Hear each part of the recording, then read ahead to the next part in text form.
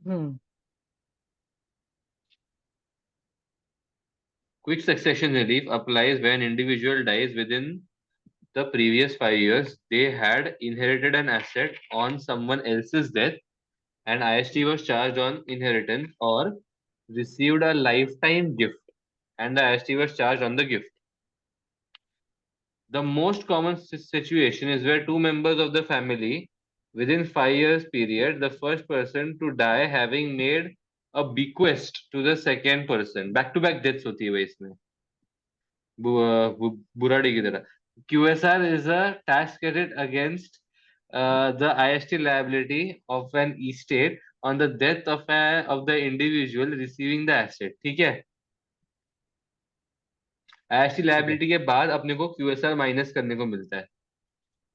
The amount of the QSR yes. where deaths occur within a 5 year period is calculated as follows. QSR is equal to IHT paid on the first death into apportionment, मतलब वो एक percentage रहता है, appropriate percentage. ठीक है. वो एक है परसेंटेज वैसा, और ये है वो परसेंटेज. तो बेसिकली ये सपोज दिया कर रहेगा कि, ना अपने को। हाँ हाँ, सपोज कर कि तेरे फैमिली का कोई मर गया और फिर तू मर गया, फिर तेरे बच्चे को जब वो, मतलब बैक टू बैक QSR के टाइम पे, तो जो डेथ फर्स्ट टाइम पे हुई थी, यस। तेरी नहीं, फर्स्ट टाइम पे हुई थी, वो उस बच्चे को, उसका एक परसेंटेज होगा, वो उसको एज अ QSR मिलेगा. ठीक है. मुझे यहां तक ये चीज बिल्कुल समझ में आ गई थी in class and outside the class. और आज मैं ये चीज एग्जाम के 10 दिन पहले पूछ रहा हूँ कि ये नीचे की चीज क्या है. The IST paid on the first death is given in the question और can be calculated as follows. अच्छा. अच्छा, हमें IST on the first death ठीक कैलकुलेट है। करना है अभी. IST paid on the first death hmm. estate divide by gross chargeable value of the first estate into value of the asset एक gifted second. out of the first estate. Question. बोल. वहाँ पे ऊपर क्या लिखा है? The IST paid on the first death is either given in the question और can be calculated as follows. और वहाँ पे हम्म. कैलकुलेशन में फॉर्मूला में ही पहले वाला लिखा है total IST paid on the first death state. वही अपना आंसर नहीं है क्या? नहीं, तू बराबर बोल रहा है, तू बिल्कुल सही बोल रहा है.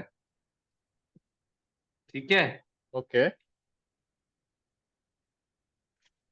हमें को 2 मिनट सोचने दे, आंसर बनाने दे लाइन में.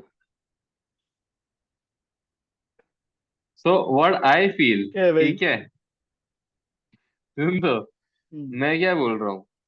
Total IST paid on the first, यहाँ पे तेरे को उन्होंने क्या बोलते, इज इक्वल टू नहीं दिया हुआ है ना.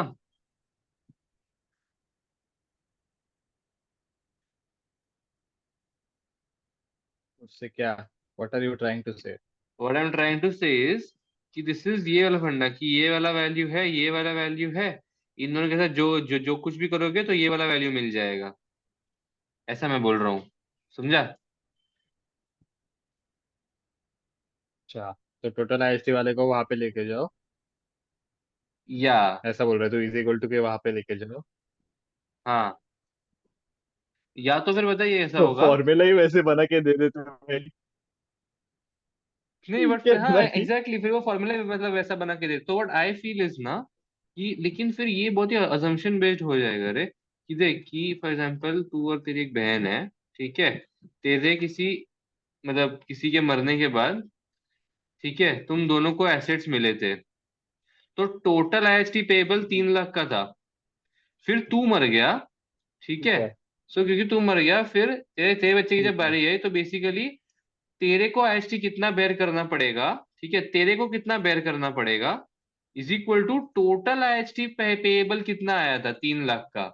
समझा. कि फिर ये बहुत ही अजम्पशन बेस्ड हो जाएगा कि फिर, कि भाई 2 लोग को मिल ही रहा है. और इसलिए मुझे वो वाला मेरा एक्सप्लेनेशन वैलिड नहीं लग रहा है. समझा. आई थिंक एक बार सम कर लेते हैं, सम के थ्रू समझते हैं. The appropriate hmm. percentages are not given in the examination. However, note that the closer the first death, the date of death, the greater the percentage. Basically, जितना ज्यादा दुख होगा उतना परसेंटेज मिलता जाएगा, क्योंकि दुख 5 साल बाद तेरे को नहीं होगा किसी के मरने के बाद, ओ। इसीलिए. Each additional year between the gifts reduces the percentage of 20%. It is not necessary for the individual, नहीं नहीं, मतलब वो लॉजिक नहीं है। बेसिकली लॉजिक ये है कि तुझे दो बार इनहेरिटेंस टैक्स बेयर करना पड़ेगा और तुझे वो उतना बर्डन नहीं होगा कैश का, इसलिए वो हाँ। गवर्नमेंट तेरे को कम करके दे रहा है, वो लॉजिक नहीं है। हाँ, हम्म। ये जोक था। It is not necessary for the individual who receive the asset to still own that asset on the date of the death, even though the same asset is not subject to double charge to जी। IST, as it is not included in the second estate. QSR is still available. This is because the second person's death estate, sorry, this is because the second person's estate will have higher value following the receipt of the बस gift, अच्छा। whether retained. हम्म। क्या? समझा नहीं समझा? मैं नहीं समझाता बोल। हूँ। मैं समझाता हूँ। अभी तक तो, अभी समझ का अपना कोई तो अंकल है। अंकल मर गया, अंकल ने बेटे को गिफ्ट दिया। बेटा भी मर गया, बेटे ने उसके बेटे को गिफ्ट दिया। ऐसा अपन एक सिनेरियो बनाया। अंकल ने जो बेटे को गिफ्ट दिया था, वो गिफ्ट ये बेटे ने बेच दिया और उसको उसका कैश आ गया। तो द हाँ कैश विल बेसिकली उसका डेथ स्टेट से बढ़ा देगा प्राइस, क्योंकि उसने वो गिफ्ट बेचा था, उसका उसने कैश रिटर्न किया, तो उसका डेथ हाँ। स्टेट का ओ, वैल्यू बढ़ गया। ओके तो इसीलिए अपन कभी भी क्यूएसआर कैलकुलेट करेंगे, उसने बेच भी दिया होगा तभी भी। ओके, क्योंकि वैल्यू बढ़ ही रहा है at the end of the day, ऐसा वो अज्यूम करके जा रहे हैं। यस। ठीक है। QSR is given before DTR। Okay, whatever. अभी देख, ये सम से हम हमें हमें फॉर्मूला भी रिलेट करने का ट्राई करते हैं। Rim died on 31st of July 2024 living an estate of 3,40,000, ठीक है। तो उसका gross taxable estate on the first death was 3,40,000। She had made बराबर। no lifetime batches. In June 2020, Rim had been left 28,000 from her brother's estate. ठीक है। Value of the, ये देख, value of the asset gifted out of the estate। देख, पता है जो मैं बोल रहा था, पता है फॉर्मूला में कि इन दोनों को, इन दोनों के साथ तेरे को कुछ तो करना, फिर तो वैल्यू आ जाएगा। तो इन दोनों को मल्टीप्लाई ही करेगा ना, मैक्स टू मैक्स मल्टीप्लाई करेगा। So like you will get a higher value. मतलब क्योंकि तू थाउजेंड्स और लैक्स को मल्टीप्लाई करे तो देखो बिलियंस में आंसर आएगा, तो वो गलत ही था मेरा बोलना। Inheritance tax of नहीं, 75,000 was paid on the total chargeable estate of 4,50,000 as a consequence of her brother's death. 75,000 तो दिया ही है सामने से, Oh, वे क्योंकि वे तूने वे इतने वे का तो ये एचटी तेरा पे किया बॉटम में था। वो नहीं है, बॉटम में तेरा आएगा gross chargeable estate on the first death. तो gross chargeable estate on the first death is basically 4,50,000। But यहाँ पे तेरे को inheritance tax 75,000 was paid to on the total chargeable estate। देखा, मैं तेरे को वही बोला ना, टोटल चार्जेबल estate।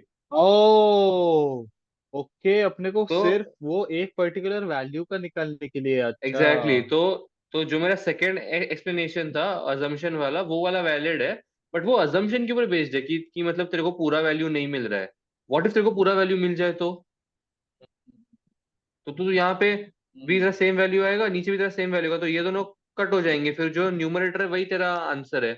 यही करना पड़ेगा फिर। तो हम्म। अभी तेरे को 75,000 डिवाइडेड बाय 4,50,000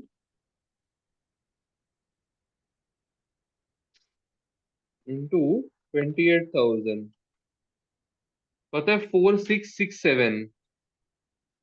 66667। तो अभी ये है तेरा value. I mean next death हुई कब है तू वो देख ले, नेक्स्ट डेथ हुई है जून से 4 साल के अंदर। तो इसके ऊपर 20% मतलब इसके 20% का क्यूआर मिलेगा, आई फील ना। 4 साल ही पकड़ेंगे ना कि 4 साल कितना के अंदर हुई पकड़ेंगे? है। 3 to 4 years हुई है एक्चुअली, हाँ, 3 to 4 years ना, कि नहीं? ओ, कैलकुलेशन नहीं कर पा रहा हूँ। हाँ, 4 से 5 साल के बीच में हुई है, तो 20% का हाँ, रिडक्शन 4 से लेंगे। 5 साल है। तो हमें क्यूएसआर मिलेगा 933 का।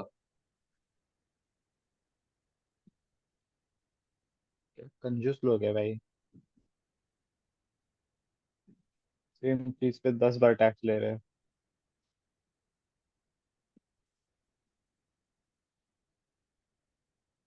वही व्हाट, मैं दूसरे चैप्टर में आ गया क्या? अरे भाई, यस 933 परफेक्ट, ये देख 933। तो ये चीज तेरे को तेरा डेट टैक्स कैलकुलेट करके, तेरे में से जब तू तेरा मतलब तू पहले डेट टैक्स तेरा कैलकुलेट करेगा, leaving instead of 3 lakh 40, 3 lakh 40 minus 3 lakh 25, 15,000, उसके बाद 40%, देन QSR आएगा। डन। यस। ये सिंपल था, एक्चुअली सिंपल था, तेरे को खाली प्रोपोर्शनिटी करना है। हाँ भाई। बट फिर ऑफ कोर्स यही अजम्पशन है कि तेरे साथ और भी बहुत सारे लोगों को ये चीज मिल रही है, ये वाला फॉर्मूला यूज करने के लिए।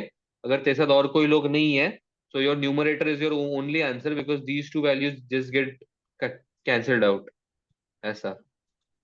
हम्म। तो ये है total gross chargeable value, and this value is तेरे को उस मतलब वो टोटल ग्रॉस चार्जेबल वैल्यू में से कितना वैल्यू मिला है। Done. Yes we are yes. Done with very QSR।